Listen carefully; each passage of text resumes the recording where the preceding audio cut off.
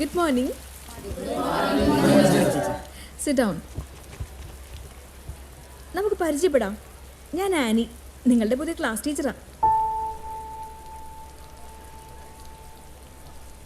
എന്താ പേര്? എൻ്റെ പേര് വൈശാഖ്. എല്ലാവർക്കും ഇങ്ങനെ ഒരു ഇരട്ട പേരുണ്ടാവുമെന്ന് എനിക്കറിയാം.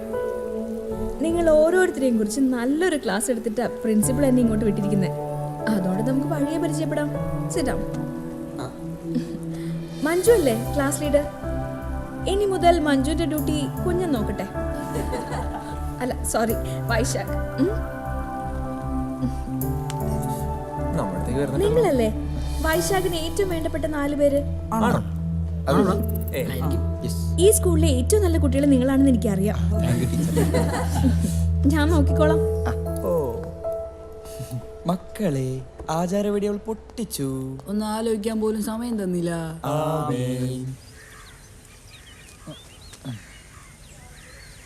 എന്നാലും ഈ പ്രാന്തരം പിടിച്ചതിനെ ടീച്ചർ ലീഡറാക്കിയെന്ന് എനിക്ക് സംശയം. എടാ, ഞാനാണ് ക്ലാസ്സിലെ ഏറ്റവും വലിയ മെടുക്കെന്നുള്ളവരെ ചിലപ്പോൾ ടീച്ചർക്ക് പ്രിൻസിപ്പാൾ കൊടുത്ത ക്ലാസ്സിന് മനസ്സിലായിട്ടുണ്ടാവും.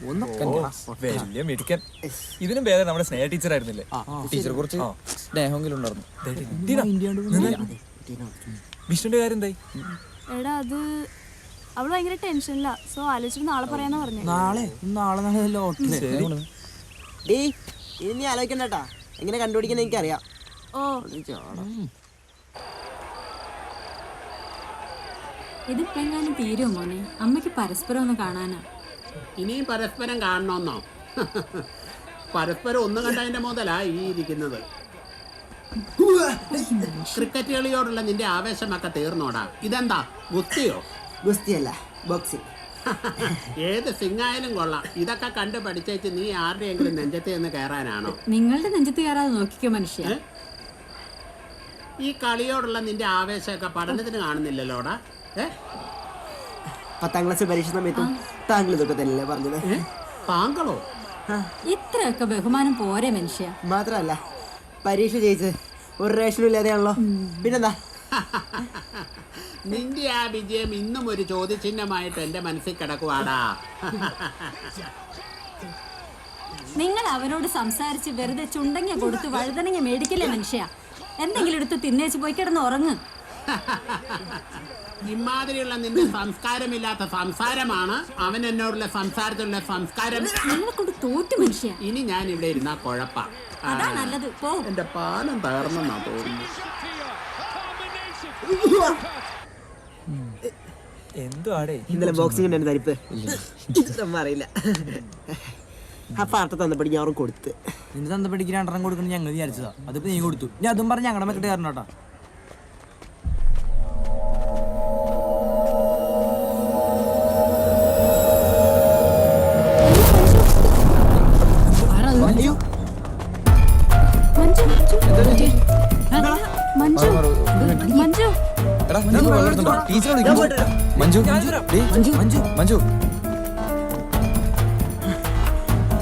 ടീച്ചറെ, മഞ്ജുവിടെ തലകറി വിടും. ടീച്ചറൊന്നു നിങ്ങൾ നിങ്ങളുടെ ക്ലാസ് ടീച്ചറോട് പറയാം, എനിക്ക് ക്ലാസ് ഉണ്ട്. ടീച്ചർ എന്താ ഈ പറയുന്നത്?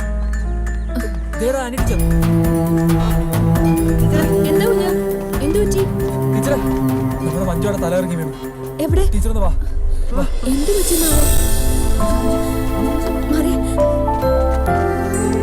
മഞ്ജു പിടിച്ചേ.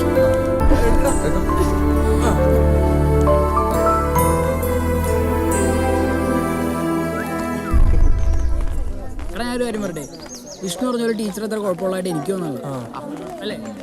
ഇപ്പഴേ ടീച്ചറെ കുറിച്ച് സർട്ടിഫിക്കറ്റ് കൊടുക്കണ്ട. എടാ, അതല്ല, ആ കൊച്ചു തലകറി വീണപ്പോ ആകെ രക്ഷിക്കാൻ.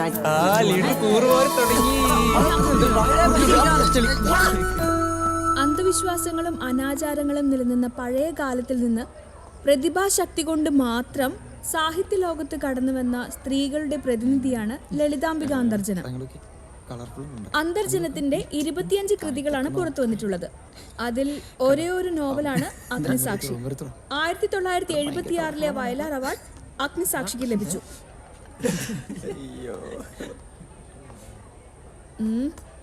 1976 വയലാർ അവാർഡ് ഏത് കൃതിക്കാണ് ലഭിച്ചത്?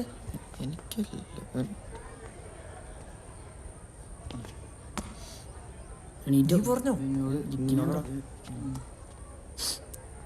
വൈശാഖ് അഗ്നിസാക്ഷി ഇരിക്കെ. ക്ലാസ്സിലിരുന്ന് ശ്രദ്ധിക്കാൻ പറ്റാത്തവര് ക്ലാസ് കഴിയും വരെ പുറത്തുനിന്ന് ശ്രദ്ധിച്ചാൽ മതി. Get out.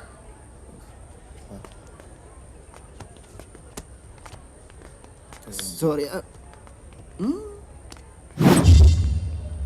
40 വർഷത്തോളം സാമൂഹ്യവും രാഷ്ട്രീയവുമായ പരിവർത്തനങ്ങളുടെ ഓർമ്മക്കുറിപ്പുകളാണ് അന്തർജനം അഗ്നിസാക്ഷി. എടാ എന്നാലും കുഞ്ഞൻ 1909 ശവമേ പോടാക്കാം. കൊല്ലം ജില്ലയിലെ കുന്നൂരാണ് ജനിച്ചത്. അതിലൂടെ കൊടുങ്കാട്ടിൽ നിന്ന് മൂടുപടത്തിൽ അഗ്നിപുഷ്പങ്ങൾ, സീത മുതൽ സത്യവതി വരെ. ഇതൊക്കെയാണ് ലളിതാംബ അന്തർജനത്തിലെ മറ്റു വിധികൾ. ടീച്ചർ ഒറ്റ മിനിറ്റ്. അത് ടീച്ചറിന്റെ ഷൂ ഒന്ന് നോക്കുമോ?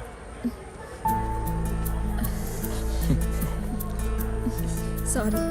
അത് പിന്നെ ക്ലാസ്സിലെ മറ്റു പിള്ളേരെ അറിയാണ്ടിരിക്കാൻ വേണ്ടിയാ അവിടെ വെച്ച് പറയാണ്ടിരുന്നേ.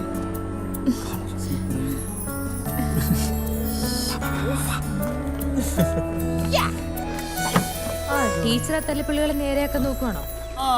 അതിനിടയിൽ കള്ളന്റെ കയ്യിൽ താക്കോല് കൊടുത്ത പോലെ ടീച്ചർ ആ കുഞ്ഞിനെ പിടിച്ച് ലീഡറുവാക്കി. ഇത്തിരി വികൃതി ഉണ്ടെന്നേ ഉള്ളൂ. പാവം കുട്ടികളാ. പാവം കുട്ടികൾ. ടീച്ചർക്ക് അവന്മാരെ കുറിച്ച് അറിയാഞ്ഞിട്ടാ. നല്ല വിളഞ്ഞ വിത്തുകളാ. കൂടുതലെടുക്കുമ്പോ അറിയാൻ പറ്റും. ഒന്ന് പറഞ്ഞു കൊടുത്തേക്ക്. ടീച്ചർ ഇവിടെ പുതിയതായതുകൊണ്ടാണ് അവന്മാരെ കുറിച്ച് കൂടുതൽ അറിയുമ്പോൾ ടീച്ചർക്ക് മനസ്സിലായിക്കോളും.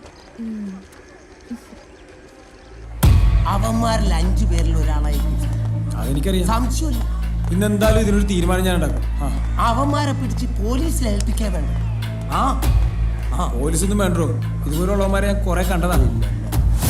കേരളത്തിലിപ്പോൾ സംസ്കാരം സംസ്കരിക്കപ്പെടുന്നതുകൊണ്ടാവാം കവിതകളുടെ സ്വഭാവം തന്നെ മാറിപ്പോയി.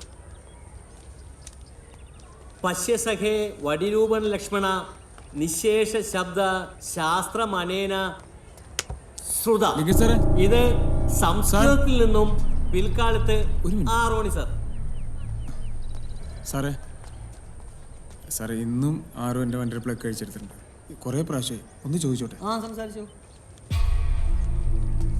എൻ്റെ ബൈക്കിന്റെ പ്ലഗ് ഊരിയെടുത്ത് ആരായാലും സത്യം പറഞ്ഞ പ്രിൻസിപ്പലിന്റെ റൂമിൽ പോകാതെ ഇവിടെ വെച്ച് സോൾവ് ചെയ്യാം. വേഗം പറ സാർ. ഇത് ആദ്യമായിട്ടൊന്നുമല്ല. ഇവന്മാരോട് നേരാൻ വണ്ണം പറഞ്ഞിട്ട് ഒരു കാര്യമില്ല സാറേ. നമുക്ക് ഇവന്മാരുടെ ബാഗ് പരിശോധിക്കണോ? അങ്ങോട്ട് വെക്കട കൈ. എന്താണിത്? കൊണ്ടോടാ. നിനക്കെന്താടാ ഒരു ഉള്ളി എന്നൊക്കെ ഉറേന്റെ കൈ കൊണ്ടുപോവാ.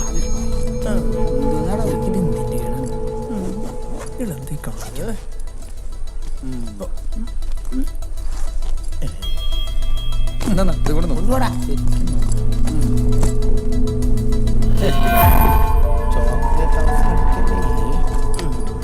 നോക്ക് നോക്ക്. എന്റെ അടിയിലും കൂടി നോക്ക്. അപ്പുറത്താൻ ചോട്ടാ. ഒരാളുണ്ട് അപ്പുറത്ത്. തപ്പിക്കോ? ആ ഇപ്പൊ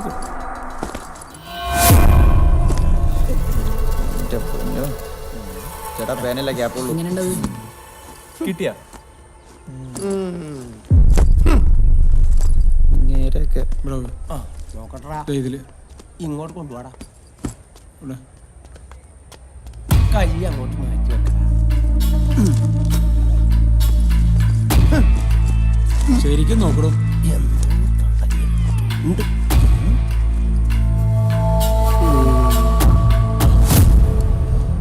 സാറേ ഇത് കണ്ട? നിന്നോട് മലയാളത്തിലല്ല ഞാൻ ചോദിച്ചേ. ഏതേക്കടാ? ബാക്കി പ്രിൻസിപ്പലിന്റെ റൂമിൽ പോയി സംസാരിക്കാം. സാറേ ഞാനവന്റെ ബാഗിൽ പ്ലഗ് വെച്ചത്. അവനല്ല. അതെങ്ങനെ ശരിയാവണേ? സാറ് മിൽട്ടൺ ഒന്നുമല്ല. പ്ലഗ് വെച്ചത് ഞാനാണ്. അയ്യോ തള്ളല്ലേ സാർ. അവന്റെ ബാഗിൽ ഞാനാ വെച്ചത്. ഇതെന്നതാടാ ലഘൂര്യന്മാരോട് സംസ്ഥാന സമ്മേളനം? സാറേ ഇവന്മാരൊക്കെ ചുമ്മാ കള്ളം പറയണതാ. വൈശാന്റെ ബാഗിൽ പ്ലഗ് വെച്ചത് ഞാനാ. ഒരു കാര്യം ചെയ്യ്, 5 പേരും കൂടെ ചെല്ല്. വാടാ. നടക്കടാ അങ്ങോട്ട് ലഘൂര്യന്മാരെ. കണ്ട, നമ്മൾ സംസ്കാരത്തെക്കുറിച്ച് സംസാരിച്ചുകൊണ്ടിരിക്കുമ്പോൾ സംസ്കാരമില്ലായ്മയാണ് ഇവിടെ സംഭവിച്ചുകൊണ്ടിരിക്കുന്നത്.